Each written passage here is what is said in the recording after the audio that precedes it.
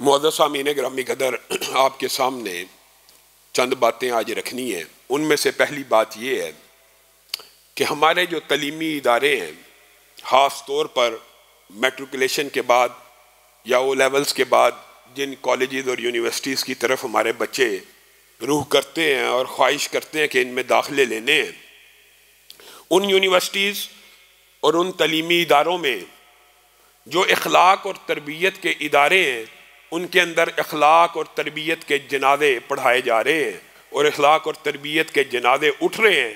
آئے روز آپ میڈیا کے اوپر، سوشل میڈیا کے اوپر وہ یونیورسٹیز کہ جن میں ماں باپ پیسہ جوڑ کر محنت مزدوری کر کے اپنے بچوں کو بھیجتے ہیں کہ کچھ اخلاق، کچھ تعلیم، کچھ تربیت حاصل کر لیں گے، ان کے مناظر سوشل میڈیا پہ آتے ہیں، بچیاں بھی ناچ رہی ہیں، بچے بھی ناچ رہے ہیں اور کپڑے بھی ایسے ہیں حقیقی معنوں میں، بات تلخ ہے لیکن بات سچ ہے، لباس بھی ایسا ہے کہ آج سے 20-25 سال قبل کوئی بری عورت بھی اس طرح کا لباس پہن کے معاشرے میں نہیں تھی پھر سکتی جو ہماری بچیاں اور بچے ان تعلیم کے اداروں میں پہن کے ناچ اور گانے گا رہے ہیں، بھنگڑا کر رہے ہیں، پرپوز کر رہے ہیں۔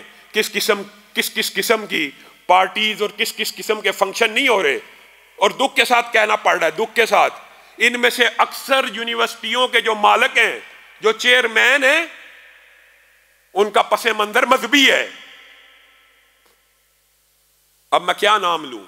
آپ ان لوگوں کو جانتے ہیں کہ جن لوگوں کے ساتھ علماء نے، خطباء نے، واعظین نے، معاشرے کے دین پسندوں نے کندھوں کے ساتھ کندھا لگایا کہ یہ تعلیمی ادارے بنائیں گے تو ہمیں ان سرکاری یونیورسٹیوں سے نجات مل جائے گی، تعلیم کچھ اچھے طریقے سے دی جائے گی۔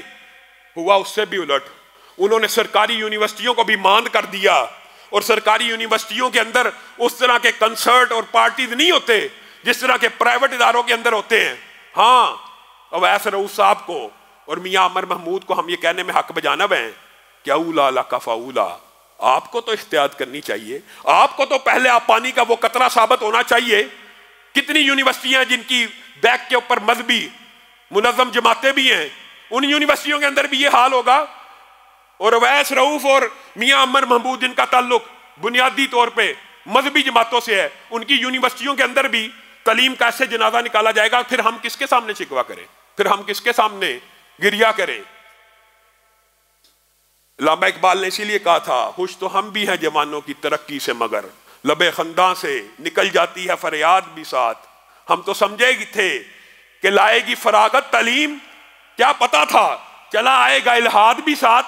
یہ الہاد نہیں ہے، یہ لبرلزم کا، یہ سیکولرزم کا، یہ بے دینی کا، یہ فحاشی اور عریانی کا سیلاب آپ نے یونیورسٹیوں میں بپا کیا۔ بند کیجئے، معاشرے کی اصلاح کیجئے۔ آپ پیسے اس لیے دیتے ہیں کہ بچوں کا بیڑا غرق کر دیا جائے، تربیت کا جو ماں باپ نے کچھ تربیت گھروں کے اندر دی ہے اس کا بھی جنازہ نکال دیا جائے؟ کیا اسی چیز کی فیسیں لیتے ہیں؟ اور پھر ان اداروں کے اندر اگر کوئی مذہبی جماعت اور مذہبی تنظیم اس کو ریزسٹ کرے، اس کے خلاف تو میڈیا کے اوپر ہر وقت اینکر بکواس کرنا شروع کر دیتے ہیں۔ لیکن کل اسلامی جمعیت طلبہ کا، پرسوں آپ کے سامنے واقعہ ہوا قائد اعظم یونیورسٹی کا، 5 اسلامی جمعیت طلبہ کے نوجوانوں کا اغوا کیا گیا۔ ایمانداری سے بتلائیے، اگر کوئی اسلامی جمعیت طلبہ کا لڑکا کسی سرخے کو، کسی اس طرح کے سیکولر کو اغوا کرتا تو آپ دیکھتے 24 گھنٹے میڈیا کے اوپر، یہ جی ریاست کے اندر ریاست آ گئی جی، یہ اغوا کیسے کر لیا، یہ بچہ کیسے اٹھا، یہ بچے کو فحاشی سے کیسے روک لیا۔ ان بدبختوں نے ان نوجوانوں کو اٹھایا، تشدد کیا، ظلم کیا، بربریت کی، ان کی ویڈیو سوشل میڈیا کے اوپر وائرل کی۔ کسی اینکر کا آپ کو پروگرام نظر آیا؟ کسی میڈیا پرسن نے آپ کو یہ بات کی اطلاع دی ہے کہ اسلامی جمعیت طلبہ کے، یا اسلامی جمعیت طلبہ اصل میں نشانہ نہیں ہے، یہ دین کے آخری قلعے ہیں، آخری مراکز ہیں، آخری ریزسٹنس کی قوتیں ہیں، آخری طاقتیں ہیں جو آگے مزاحمت کرتی ہیں فحاشی اور عریانی کے خلاف۔ ان میں سے 5 بچوں کو اٹھا لیا۔ کس لیے اٹھایا؟ کیوں اٹھایا؟ کیا یہ ریاست کے اندر ریاست نہیں ہے؟ داڑھی والا جرم کر لے تو چاہے وہ ذیشان ہو سیال کوٹ کا، اس کا خون رائے گاں ہے، چاہے وہ منہ چڑھاتا بیچارہ صلاح الدین ہو جو پاکستان کے ہر نظام کو منہ چڑھاتا ہوا اے ٹی ایم سے، ایک دماغی مریض داڑھی والا بندہ चंद रुपए निकाल लिए, जुर्म है ये भी, लेकिन क्या उसकी सजा मौत थी? दाढ़ी वाला जुर्म करे तो उसको टांग दिया जाए, उसको साहिवाल की सड़कों पे जुर्म भी ना हो तो गोलियों से भून दिया जाए। और ये सुरहे 5 दीन पसंद तलबा को उठाकर उनके साथ जुल्म और बर्बरियत की एक नई मिसाल कायम कर दे, किसी के कान पे जूं नहीं रही। ईमानदारी से बताइए, कोई साफी, कोई दानिश्वर, कोई मीडिया, कोई टीवी जिसने इस खबर को उठाया, होश के नाखून लेने चाहिए, अपने गिरेबान को टटोलना चाहिए। फिर एक्शन के ऊपर मजहबी लोग अगर कोई बातें कर देते हैं, आप उसका तो बवेला मचाते हैं। फिलफोर इन तलबा के साथ जो जुल्म हुआ, उन सब के सब अनासर को कैफिर किरदार तक पहुंचाया जाए। और मैं इस्लामी जमीयत तलबा से भी कहता हूँ, सबर का दामन हाथ से ना छोड़े। ये आपको अंगेज करने की एक साजिश भी हो सकती है कि आप इसके रद्द अमल में कोई अमल करें और फिर आपको बदनाम किया जाए। दूसरी अहम बात जो मैं आपके सामने रखना चाहता हूँ, अल्लाह के फजल करम से आपने देख ही लिया, आप आए हैं, औरतों की मस्जिद का काम अल्लाह के फजल करम से शुरू हो चुका है। और अल्लाह रब्बुल इज्जत ने, ये भी अल्लाह की तरफ से होता है, इन्नमा यामुरु मसाजिद अल्लाहि मन आमना बिल्लाहि वल यौमिल आखिर। अल्लाह की मस्जिदों की वही तमीर करता है, वही इबादत करता है जिसके अल्लाह के ऊपर ईमान हो। गोया ईमान बिल्लाह की दलील भी अल्लाह की मसाजिद की तामीर और उनको आबाद करना है। और इसीलिए रसूलुल्लाह सल्लल्लाहु अलैहि वसल्लम ने फरमा दिया, मम बना लिल्लाहि मस्जिदन बनल्लाहु लहु बैतन फिल जन्ना। ये बात हमने सुनी हुई है, सुन के शायद हमें इसकी कदर व कीमत का एहसास नहीं है। एक घर आप बनाते हैं, एक घर मिस्त्री मजदूर बनाते हैं, कोई आर्किटेक्चर अच्छा हो ना, आप कहते हैं फलां आर्किटेक्ट से मैंने नक्शा बनवाया। और अगर कोई बहुत माहिर तमीरात हो, फलां ने आके डिजाइन किया, फलां ने आके निगरानी की है, फलां ने इंटीरियर डेकोरेशन की है। अल्लाह ताला ने एक तिजारत आपके साथ और हमारे साथ की हुई है।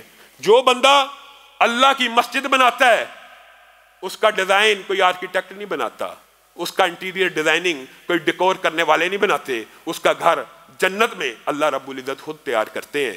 और बताइए, जो घर अल्लाह ताला तैयार करेंगे, क्या कोई इंटीरियर डेकोरेशन वाला या कोई आर्किटेक्ट उसका मुकाबला कर सकता है? और ये नबी करीम सल्लल्लाहु अलैहि वसल्लम की सही हदीस में आता है। बात दीगर हदीस भी है जिनका मफहूम ये है कि मस्जिद बनाने से मुराद ये नहीं कि जमीन से लेके आसमान तक सारी मस्जिद एक बंदे ने बना दी। अगर उसका उस मस्जिद में हिस्सा एक परिंदे के घोंसले जितना भी है, एक परिंदे का घोंसला कितना को बड़ा होता है? ईमानदारी से बताइए, छोटे छोटे परिंदे भी तो होते हैं। इतनी सी जगह भी जिसने मस्जिद के अंदर डाल ली, वो भी इस हदीस की तशरीह में शामिल है। उसके लिए भी अल्लाह ताला जन्नत में घर बनाएगा। और यही अल्लाह के साथ तिजारत है। और यही बात याद रखिए, जो माल इंसान आगे भेज देता है, दुनिया में जो माल रहना है, ईमानदारी से बतलाइए वो किसने गिनना है? आपके वारसों ने गिन लेना है, आपके वारसों ने उठा लेना है। जो माल आपने आगे भेजना है वही अल्लाह रब्बुल इज्जत ने गिनना है और गिन गिन के बढ़ा बढ़ा के आपको लुटाना है। वही इंसान की असल तिजारत है, वही असल जिंदगी है। तो ये औरतों की मस्जिद के लिए हमने ये जो जगह ली है, इसके ऊपर तमीर शुरू हो गया। आप इसके अंदर पैसे के साथ भी, और इसके अलावा कोई बंदा सीमेंट देना चाहे, सरिया देना चाहे, बजरी देना चाहे, किसी भी मटीरियल के लिए ताउन करे, उसकी एक वजह है।